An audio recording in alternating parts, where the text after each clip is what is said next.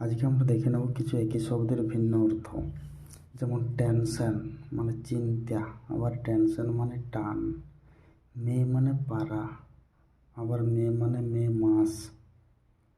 Patient মানে রোগী, আবার পেশেন্ট মানে ধৈর্যশীল। রেকর্ড মানে নথি, আবার রেকর্ড মানে সর্বাধিক।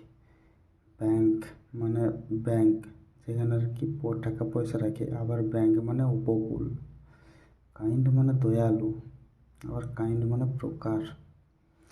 মিন MEAN মিন বলতে বোঝায়, আবার মিন মানে গড়। ম্যাচ মানে দিয়াশালায়, আবার ম্যাচ মানে মিলানো। মার্চ মানে যাত্রা, আবার মার্চ মানে মার্চ মাস।